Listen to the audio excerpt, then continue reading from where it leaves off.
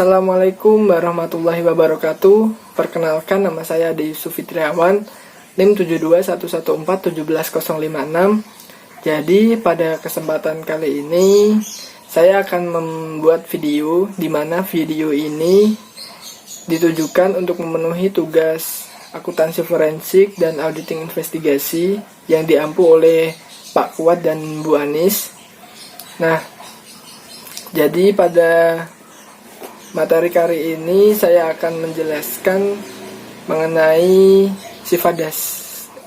maksud saya kecurangan laporan keuangan yang ada di sini, akuntansi forensik yang ditulis oleh Zimbelman yang ada di bab 2. Nah, pada kesempatan ini saya tidak akan menggunakan buku ini ya, karena karena saya tidak no textbook ya, jadi saya akan menjelaskan secara sepengetahuan saya saja dengan keterbatasan saya. Nah, langsung saja kita masuk ke materi yang pertama. Jadi saya akan menjelaskan hanya beberapa subbab saja ya. Langsung saja, materi yang pertama itu ada sifat dasar kecurangan laporan keuangan. Nah, jadi kecurangan laporan keuangan ini sama saja dengan kecurangan-kecurangan yang ada pada umumnya. Nah, di mana kecurangan ini mengandung unsur kesengajaan atau disengaja, dan apabila dia itu menguntungkan bagi si pelaku dan merugikan untuk si korbannya. Nah, pada kecurangan laporan keuangan ini biasanya dia itu menyembunyikannya itu dengan rapi, jadi sulit bagi auditor untuk menemukannya. Nah, untuk menemukan kecurangan laporan keuangan ini, jadi auditor itu harus berhati-hati dan mengumpulkan cukup bukti. Nah, agar dia itu bisa mengungkapkan laporan keuangan itu dengan gamblang lah, dia tidak asal menuduh saja ada buktinya. Karena seperti yang sudah saya bilang tadi, dalam kecurangan laporan keuangan ini itu sungguh sulit. Jadi dia itu disembunyikannya itu biasanya dengan rapi ya, terstruktur. Nah, biasanya kecurangan laporan keuangan ini bisa jadi ada campur tangan dari pihak, atau ada kerjasama dari pihak manajemen, karyawan, dan si pemegang atau si pemilik perusahaan. Itu adalah sifat dasarnya ya. Jadi kita lanjut ke yang kedua, ada statistik mengenai kecurangan laporan keuangan. Nah, ada beberapa studi atau beberapa kajian yang sudah dilakukan oleh beberapa organisasi seperti Tradeway Commission dan COSO dan lain-lain. Nah, dalam mengetahui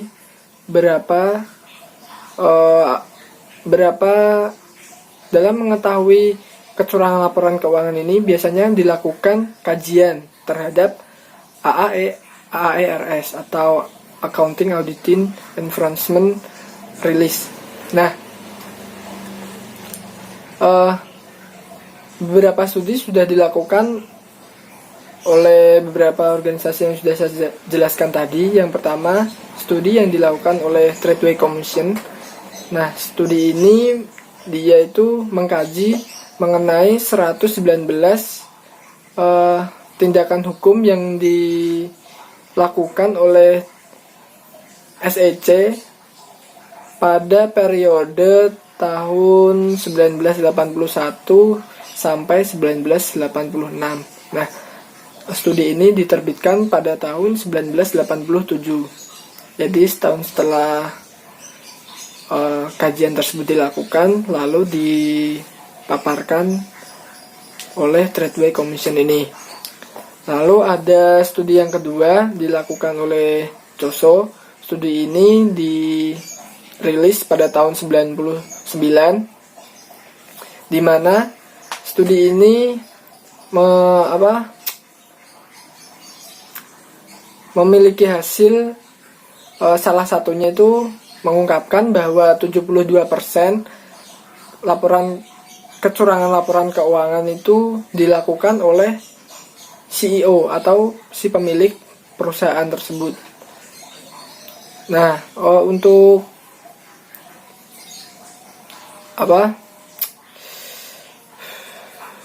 periode penelitiannya atau periode kajiannya itu kalau tidak salah pada tahun 1986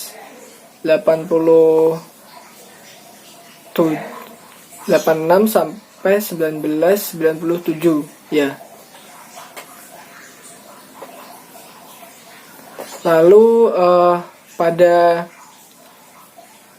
penelitian yang selanjutnya, penelitian yang dilakukan oleh SEC itu pada tahun 2002. Maksud saya pada periode tahun 1997 sampai 2002 Mei, kalau tidak salah bulannya. Nah, lalu penelitian selanjutnya dilakukan oleh COSO, di mana penelitian ini dilakukan untuk menyempurnakan penelitian yang sebelumnya yang pada tahun 99 tadi yang dilakukan oleh COSO. Kita lanjut ke materi yang selanjutnya, itu ada motivasi tentang motivasi kecurangan laporan keuangan. Nah, kita tahu bahwa untuk melakukan kecurangan laporan keuangan tersebut itu pasti ada alasan mendasar untuk melakukan sebuah kecurangan tersebut. Tidak mungkin si pelaku itu tidak memiliki alasan untuk melakukan sebuah kecurangan. Nah, saya akan membahas dulu pada kali ini, dimana biasanya itu motivasi yang dilakukan si manajer itu untuk memenuhi target yang sudah diberikan kepada manajer, target dari si pemilik perusahaan, target laba atau target penjualan. Nah, untuk selain itu ada juga motivasi lainnya itu untuk memenuhi atau agar si manajer ini mendapatkan bonus. Apabila target sudah tercapai, biasanya kan pemilik perusahaan itu memberikan bonus kepada si manajer. Nah, dari situ manajer tersebut lalu apabila pada suatu kasus perusahaan tersebut dalam satu periode, dalam misalkan tahun 2018. Nah, pada akhir tahun 2018, katakanlah bulan Oktober atau bulan November, target penjualannya itu belum, atau target penjualannya itu belum tercapai. Nah, maka dari itu guna atau target penjualan atau target laba ya. Jadi untuk menutupi atau untuk memenuhi target yang sudah ditetapkan tadi, jadi mau tidak mau si manajemen ini memutar otaknya, dan dia biasanya itu memilih jalan pintas dengan melakukan manipulasi laporan keuangan atau melakukan kecurangan tersebut ya. Nah, lalu apabila dia setelah melakukan kan, jadi dia bisa memenuhi target penjualan atau target laba, sehingga dia bisa mendapatkan bonus yang sudah ditawarkan oleh si pemilik perusahaan tersebut. Nah, jadi biasanya rata-rata itu seperti itu motivasi kecurangan laporan keuangannya. Lalu dalam mengantisipasi kecurangan laporan ini ada beberapa kerangka kerja yang dilakukan oleh auditor eksternal untuk menangani atau untuk mencegah atau untuk mengungkapkan laporan atau maksud saya kecurangan laporan keuangan. Nah, eh, penal eh, kerangka kerja yang pertama itu ada penalaran strategik. Nah, saya hanya menjelaskan penalaran strategik saja ya pada materi kali ini, di mana penalaran strategik ini penalaran yang digunakan auditor untuk mengungkapkan ada tidaknya sebuah kecurangan laporan keuangan tersebut. Nah, ada 3 tingkatan dalam penalaran strategik ini. Tingkatan yang pertama itu zero order reasoning, di mana auditor hanya mempertimbangkan hal-hal yang berkaitan secara langsung saja dengan auditor eksternal dan si auditi. Dia tidak mempertimbangkan hal-hal di luar sana. Jadi dia hanya mempertimbangkan hal-hal secara langsung yang mempengaruhi auditor dan auditi. Nah, jadi ini tingkatan penalaran yang paling dasar ya. Lalu meningkat kedua ada first order reasoning.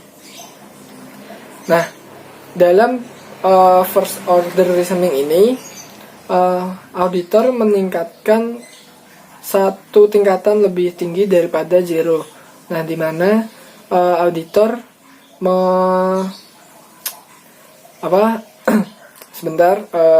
jadi auditor itu mempertimbangkan atau